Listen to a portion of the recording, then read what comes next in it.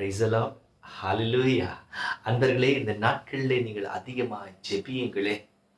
ஆண்டவருடைய பிரசன்னத்திலே நேரத்தை செலவழியுங்கள். இறை வார்த்தையை நிறைய வாசிங்க. உங்களோடு இருக்கக்கூடியவர்களை பாதுகாப்பிற்காக ஜெபியுங்கள். நம் தேசத்தின் பாதுகாப்பிற்காக ஜெபியுங்கள். இந்த பூமியில் வாழக்கூடிய எல்லாரும் ஆண்டவருக்கு சொந்தமாக ஜெபியுங்கள்.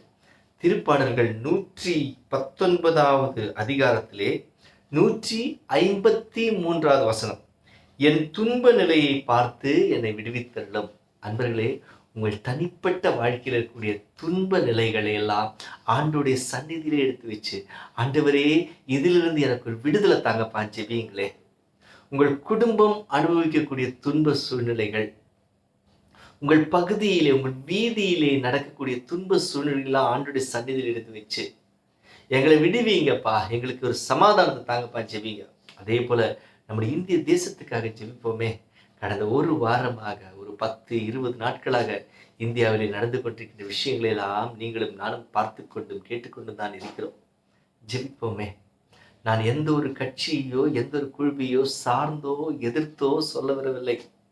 சொல்லக்கூடிய ஒரே விஷயம், இந்திய நாட்டில் வாழக்கூடிய மக்கள் அனுபவிக்கக்கூடிய துன்ப நிலையை கண்டு, ஆண்டவரே அவர்களை விடுவியும், எங்களை விடுவியும், ஜெபியுங்கள். இந்த நாட்டு மக்கள் பாதுகாப்பாய் வாழ வேண்டும், சமாதானமாய் வாழ வேண்டும், சந்தோஷமாய் வாழ வேண்டும், நிம்மதியோடு வாழ வேண்டும். பிள்ளைகளுடைய எதிர்காலம் செழிப்பாய் அமைய வேண்டும். இதுக்காக நீங்க ஜெபிங்கப்பா. நீங்க ஜெபியுங்க. இளைஞர்கள் பாதுகாக்கப்பட வேண்டும். இளம் பெண்கள் பாதுகாக்கப்பட வேண்டும். இளைய தலைமுறை அபிஷேகம் உள்ளதாக, ஆண்டவருக்கு உகந்ததாக மாற வேண்டும். ஜெபியுங்களே.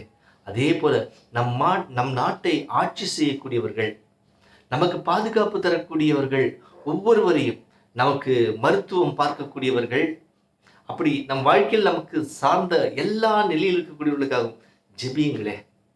ஆண்டவர் ஆசீர்வதிக்கணும். மீண்டும் சொல்கிறேன், திருப்பாடல் 119, 153, என் துன்ப நிலையை பார்த்து என்னை விடுவித்தருளும். இந்த நாடு அனுபவிக்கக்கூடிய துன்ப நிலையை பார்த்து, நிலையை பார்த்து, ஆண்டவரே விடுவியுங்கப்பா. எங்கள் குடும்பங்களை விடுவியும், எங்கள் நாட்டை விடுவியும். எங்கள் நாட்டிற்கு சமாதானத்தையும் சந்தோஷத்தையும் அமைதியையும் நிம்மதியையும் பாதுகாப்பையும் சிறப்பான எதிர்காலத்தையும் தந்து வழிநடத்தும். ஜெபியுங்கள். இணைந்து ஜெபிப்போம். ஆண்டவர் கண்டிப்பாக பெரிய காரியங்களை செய்வார். ஆண்டவர் விடுவித்து பாதுகாப்பை தருவார். வாழ்த்துக்கள்.